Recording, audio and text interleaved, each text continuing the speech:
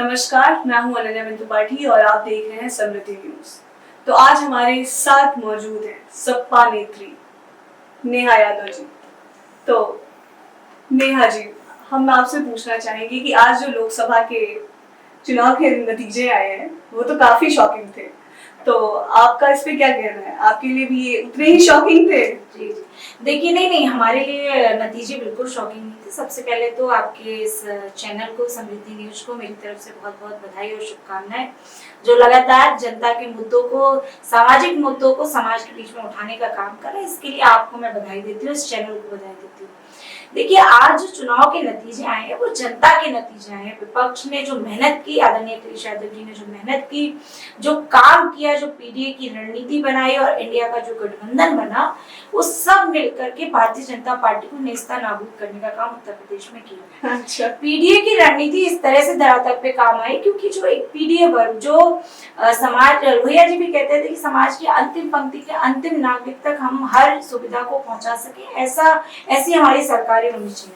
लेकिन भारतीय जनता पार्टी जब से सरकार में आई तब से लगातार शोषित वंचित तबके को और दबाने का काम किया, आरक्षण को नुकसान पहुंचाने का काम किया, संविधान को बदलने की बात की। और प्रधानमंत्री मोदी जी, जिनको लोग भारतीय जनता पार्टी के नेता कहते हैं, विश्व के सबसे बड़े नेता है, और विश्व के सबसे बड़े नेता के मुंह से इस तरह के शब्दों का प्रयोग निकला जिसे जनता ने नकार दिया। जैसे चुनाव के बीच में आपको बात करनी चाहिए थी महंगाई, बेरोजगारी की, आपको नौजवानों से रोजगार की और नौकरी की बात करनी चाहिए, आपको किसानों से उनकी एमएसपी की बात करनी चाहिए, कर्ज माफी की बात करनी चाहिए, सिंचाई मुक्त करने की बात करनी चाहिए। लेकिन प्रधानमंत्री जी बात कर रहे थे किसकी? गाय, गोबर, गौमूत्र, मंगलसूत्र, भैंस, और उससे ज्यादा निचला स्तर तब हो गया जब प्रधानमंत्री ने बोला मुजरा। आज भारतीय जनता पार्टी की स्थिति भी मुजरा करने लायक हो गई है और भारतीय जनता पार्टी अपनी तोड़ मरोड़ के लिए जगह जगह मुजरा कर रही है। इसके पहले एग्जिट पोल के माध्यम से भारतीय मीडिया के चैनलों पर मुजरा कर रही थी।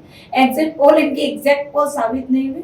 उत्तर प्रदेश में भारतीय जनता पार्टी, समझ लीजिए, खदेड़ा हो गया भारतीय जनता पार्टी के। इससे बुरी स्थिति और क्या होगी? जनता ने नकार दिया। अभी मैं देख रही हूँ, आदरणीय अखिलेश जी ने ट्वीट भी किया और हम लोग लगातार इलेक्शन कमीशन की वेबसाइट को मॉनिटर कर रहे हैं कि हमारे फर्रुखाबाद के और सलेमपुर के प्रत्याशी जो जीत चुके हैं चुनाव, लेकिन जिला अधिकारी ने उनके प्रमाण पत्र रोक दिए ताकि वो किसी भी तरह से, अंधेरा हो गया, शाम हो गई है, बलपूर्वक प्रशासनिक ताकत से शासन पूरा लगा हुआ है, पूरी सरकार प्रशासनिक अधिकारियों को दबाव में ले रखी है। डीएम को अमित शाह ने पहले से ही फोन कर रखा था।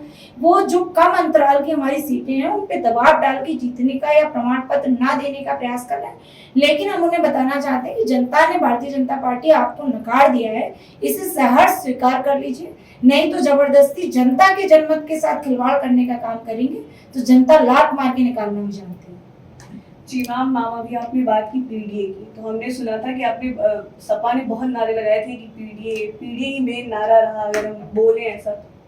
तो मैं भी बताइए, पीडीए अभी कहाँ खड़ा है आप लोग के साथ, इंडिया अलायंस के साथ या सपा के साथ? देखिए, पीडीए हमारे साथ है, पीडीए हमारे साथ था, पीडीए हमारे साथ रहे। पीडीए का ही कारण है, पीडीए की जो एक वंचित तबका पीडीए में आता है। हमारे राष्ट्रीय अध्यक्ष जी ने पीडीए का अर्थ भी बताया कि हम पिछड़े, दलित, अल्पसंख्यक मुस्लिम भाई, अल्पसंख्यक सिख भाई, अल्पसंख्यक ईसाई भाई, पारसी, जैन, हर धर्म का व्यक्ति, और पीडीए में हमारे पीड़ित, दुखी, अगड़े भी आते हैं। हमारे पीडीए में आधी आबादी भी आती है, और आधी आबादी भी आती है। तो हर वो वर्ग जो सामाजिक रूप से पिछड़ापन का शिकार है, जिसको समाज में जो हक, अधिकार, सम्मान मिलने चाहिए थे वो नहीं मिल पा रहे हैं, जो संसाधन उसके पास होने चाहिए वो नहीं हो पा रहे हैं, उसके खिलाफ एक पीडीए की लड़ाई है। और उस पीडीए वर्ग के साथ आज देश का एकमात्र नेता खड़ा है, वो है आदरणीय अखिलेश यादव जी। इसलिए उनकी इस पीडीए की रणनीति को जनता ने सराखों पे बैठाया और आदरणीय अखिलेश यादव जी देश के सबसे बड़े नेता के तौर पे इस समय पे उभर के आए हैं, और समाजवादी पार्टी देश की तीसरे नंबर की बड़ी पार्टी के रूप में आज उभर के आई है। जी मैम, महिलाओं की अगर हम बात करें नेहा जी, अगर आपने देखा होगा कि महिलाओं की भी अगर हम देखें तो आप अखिलेश जी ने बात की थी, कि डिम्पल जी ने बात की थी, अखिलेश जी ने बोला था कि महिलाओं के लिए भी हम काम करेंगे। तो मैम महिलाओं के लिए क्या हो रहा है? देखिए, हमारी जब 12 से 17 तक सरकार थी तो हमने महिलाओं के लिए बहुत काम किया, और आदरणीय अखिलेश जी, आदरणीय डिम्पल जी महिलाओं को लेकर के बहुत संवेदनशील है। लेकिन भारतीय जनता पार्टी में महिलाओं को लेकर कोई संवेदनशीलता नहीं है। लगातार इस सरकार में जो बड़ी घटना हुई उस पर भारतीय जनता पार्टी का रुख पूरे देश दुनिया ने देखा, पूरे उत्तर प्रदेश ने देखा, चाहे वो हाथरस की घटना रही हो, चाहे आईआईटी बीएचयू में आईटी सेल के 3 पदाधिकारी जो एक छात्रा के साथ गैंगरेप करते हैं और उन आईटी सेल पदाधिकारी को बचाने में पूरी बीजेपी अपनी ताकत ऐड ऑन करना चाहूंगी कि मणिपुर का जो मुद्दा हुआ था, मैं सारे मुद्दे मैम वो वाला मुद्दा तो मैं सारे मुद्दे वन बाय वन गिना रही हूँ। फिर मणिपुर की बड़ी हिंसा पर भारतीय जनता पार्टी का रुख क्या, देश को रुलाने वाली स्थिति में महिलाओं के साथ वो इतना नृशंस अपराध, इतनी मतलब उस स्तर का हम लोग कभी चर्चा नहीं कर सकते। मैं भी महिला हूँ, आप भी महिला हो, उस तरह में हम इमेजिन भी नहीं कर सकते कि किसी महिला को नग्न करके सड़कों पर घुमाया जाए। और भारतीय जनता पार्टी की केंद्र की सरकार मौन बैठी, जो एक्शन लेने चाहिए थे वो एक्शन नहीं लिए गए। फिर मैं आती हूँ उत्तर प्रदेश में, और एक पहलवान बेटियां धरने पे बैठी, उन पहलवान बेटियों का अपमान किया भारतीय जनता पार्टी ने। ब्रिजभूषण शरण सिंह के बेटे को टिकट दिया, ये इस देश के लिए मेडल लाने वाली बेटियों का अपमान है कि नहीं? आप दूसरी बात देखिए, किसानों पे गाड़ी चढ़ाने वाले अजय मिश्रा टेनी को भारतीय जनता पार्टी ने टिकट दिया, लेकिन हालांकि आज जनता ने अजय मिश्रा टेनी को नकार दिया, और बुरी तरह जिस तरह से उन्होंने किसानों पे थार चढ़ाई थी, वैसे जनता ने अपने वोट उनके ऊपर इतने चढ़ा दिए कि आज उनकी हार हो गई, और इंडिया गठबंधन के प्रत्याशी उत्कर्ष वर्मा जी चुनाव में जीत हासिल की है। तो महिलाओं को लेकर भारतीय जनता पार्टी बहुत असंवेदनशील रही है। हमारी जब 12 से 17 तक सरकार थी, हमने महिलाओं को बहुत बड़े बड़े काम किए। हम कोई भी घटना ऐसी घटित ना हो जो अपराध हो या कुछ हो, उसके लिए डायल 100 जैसी योजना लेके आए। हम विमेन की सेफ्टी के लिए, सुरक्षा के लिए विमेन पावर लाइन 1090 लेकर के आए। हम महिलाओं के बेहतर स्वास्थ्य के लिए हौसला पोषण मिशन जैसी योजना लेकर के आए। हम सैनिटरी नैपकिन, हर कॉलेज में एक मशीन लगी, वो काम तक हमने उस निचले स्तर तक पे काम किया महिलाओं को लेकर। हमने वृद्धा पेंशन दी, हमने विधवा पेंशन दी, हमने 55 लाख महिलाओं को समाजवादी पेंशन देने का काम किया। हमने लड़कियों के लिए कन्या विद्या धन देने का काम किया, जिससे कि वो अपने आगे की शिक्षा को ग्रहण कर सकें। हमने 18 लाख छात्र छात्राओं को लैपटॉप देने का काम किया, ताकि जो डिजिटल डिवाइड है उसे कम किया जा सके। आदरणीय अखिलेश जी बहुत दूरगामी सोच करते थे। आज भले ही मुख्यमंत्री योगी आदित्यनाथ जी नकल करने का प्रयास कर रहे हैं, एक बड़ा सड़ा सा मोबाइल लोकल कंपनी का लेके उसमें आप मोबाइल ऐसे चलाते रहिए, मोबाइल काम नहीं कर रहा है, ऐसा मोबाइल देने का प्रयास सरकार कर रही है। हमारी सरकार में लैपटॉप दिए गए। तो नकल का प्रयास तो सरकार ने बहुत किया, लेकिन कहीं पर भी 10% भी समाजवादी सरकार के किए गए कामों के बराबर ये सरकार काम नहीं कर पाई। अच्छा मैम, ये बताइए, अयोध्या में जो ये हार हुई है बीजेपी की, मतलब ये तो भाई था कि राम मंदिर का जो मुद्दा उठा था, माना जा रहा था कि बीजेपी का सबसे बड़ा मुद्दा यही है, और 2024 के इलेक्शन में भी ये इन्हें पार लगा देगा। लेकिन अयोध्या, मतलब वहां पे बीजेपी ने जो हार हुई है, बीजेपी का जो हार हुआ है, तो उस पे आपका क्या कहना है?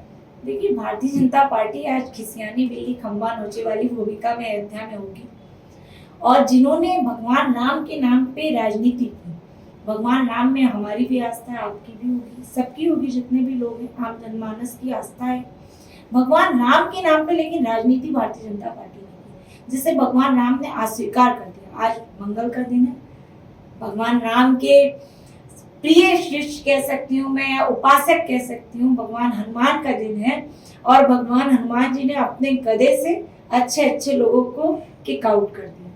ये एक इस देश में, इस प्रदेश में बड़ा मैसेज ऊपर वाले ने दिया, भगवान नहीं दिया, भगवान राम का ये संदेश है कि आप अगर हमारे नाम पे राजनीति करोगे और घटिया राजनीति करोगे तो भगवान भी इस राजनीति को बर्दाश्त नहीं करेगा। और बड़ी जीत वहां पे हमारे प्रत्याशी समाजवादी पार्टी के प्रत्याशी अवधेश जी ने वहां बड़ी जीत दर्ज की है। और ये एक बड़ा संदेश पूरे प्रदेश में नहीं पूरे देश में गया है। अयोध्या की सीट का संदेश पूरे देश में गया है कि भारतीय जनता पार्टी की राम के विरुद्ध वाली राजनीति, भगवान राम की जो एक फेज है, भगवान राम वो अपने आप को भगवान प्रदर्शित करने लगे बीजेपी के लोग, मोदी जी स्वयं को भगवान प्रदर्शित करने लगे। इसके खिलाफ जनमत आया और हम लोग जनमत का सम्मान करते हैं। राम सबके हमारे आपके हृदय में और मैम ये जो मोदी जी ने बोला था 400 पार जाएंगे, तो बीजेपी की ये 400 पार का दावा कह रहे थे कि 400 पे हार होगी हार होगी हार होगी, और आज नतीजे सबके सामने है। आज जो गोदी मीडिया है उसको भी आज मानना पड़ा, आज इंडिया गठबंधन की जीत को स्वीकार करना पड़ा गोदी मीडिया को भी कि हाँ ये बात सच थी। एग्जिट पोल जितने पहले से आ रहे थे वो सारे धराशायी हो गए। आज जनता का एग्जैक्ट पोल आया और जनता ने इंडिया गठबंधन को अपने सर माथे पे बैठाया। जनता को मेरा बार बार कोटि कोटि प्रणाम। हमारे जो प्रत्याशी विजयी हुए आदरणीय अखिलेश यादव जी ऐतिहासिक मतों से जीते हैं, आदरणीय डिम्पल यादव जी ऐतिहासिक मतों से जीती हैं, हमारे अयोध्या के प्रत्याशी ऐतिहासिक मतों से जीते हैं, हमारे घोसी से जीते हैं, और इवन भारतीय जनता पार्टी के जो साथ की जो राजनीतिक दल हैं जो इनके गठबंधन में शामिल हैं, उन पार्टी के नेताओं को भी समाजवादी पार्टी के प्रत्याशियों ने चुनाव हरा दिया। तो ये एक बड़ा संदेश दिया गया। अच्छा ये बताइए मैम कि क्या आप लोग ये तोड़फोड़ की राजनीति अपनाएंगे क्या? देखिए जनता का ये जनादेश है, जनता मोदी को देखना नहीं चाहती, और नैतिकता तो ये कहती है कि प्रधानमंत्री जी को अब स्वयं ही इस्तीफा दे देना चाहिए। लेकिन मैं जानती हूँ वो सत्ता के बड़े लोभी हैं, लालची हैं। हम लोग तो हो सकता है इस इंटरव्यू और बातचीत के बाद ये कुर्सी छोड़ दें, लेकिन अगर यहाँ मोदी जी बैठे होते तो ये कुर्सी कभी नहीं छोड़ना चाहते। ये स्थिति भारतीय जनता पार्टी और प्रधानमंत्री मोदी जी के जिस तरह से वो तपस्या करने गए थे, पूरा cameraman, video man, fashion designer, hair stylist, हर व्यक्ति को लेके पहुंचे थे और हर एंगल से उनकी फोटो वीडियो आ रही थी। वो भी जनता ने, पूरे देश ने, प्रदेश ने देखा है, और उस पर जिस तरह से जनता का रिएक्शन आना था वो भी आ चुका है। सबने देखा कि किस तरह से प्रधानमंत्री मोदी जी देश में पहली बार है कोई नाटक करने के लिए प्रधानमंत्री बना है, आप जिम्मेदारी के लिए बने हो, और आप उस समय पे चुनाव समाप्त नहीं हुआ, आप प्रधानमंत्री के पद पे थे, आप सब कुछ छोड़ करके वहां पहुंच गए तपस्या करने, ड्रामा करने। मंदिर में कौन जाता है? मंदिर में जो भी व्यक्ति जाता है प्रसाद लेके जाएगा, फूल माला लेके जाएगा, अगरबत्ती धूपबत्ती लेके जाएगा। प्रधानमंत्री जी cameraman, video man, fashion designer. अच्छा मैम अगर ऐसे देखा जाए तो राम मंदिर के लिए जब गए थे बुलावा अखिलेश यादव जी को, तो उस टाइम पे भी उन्होंने कैमरे के सामने बोला था कि हम वहां नहीं जाएंगे जहां हमारी जनता नहीं जा रही है। आदरणीय अखिलेश जी ने हमेशा कहा कि हम भगवान राम में हम सबकी आस्था है, मेरी भी, आपकी भी है, माननीय राष्ट्रीय अध्यक्ष जी की भी। मोदी जी की तरह दिखावा करना नहीं आता। अखिलेश जी पूरे नवरात्र की व्रत रखते हैं, भगवान राम में आदरणीय अखिलेश जी की, उनके पूरे परिवार की आस्था है। और राष्ट्रीय अध्यक्ष जी ने कहा था मैं पूरे सपरिवार दर्शन करने जाऊंगा। जब हम सपरिवार दर्शन करने जाऊंगा, लेकिन जब हम चाहेंगे तब, भगवान जब बुलाएंगे तब जाएंगे। ये नहीं किसी ने डेट बता दी, समय बता दिया, उस समय पे पहुंच जाए। अपने भगवान बुलाएंगे सब कोई चला जाएगा, ऊपर वाला बुलाता है, घर दर पे चला जाएगा दौड़ा हुआ। नेहा जी मैं बस एक आखिरी सवाल पूछना चाहूंगी और उसके बाद से मेरे इंटरव्यू समाप्त करते हैं।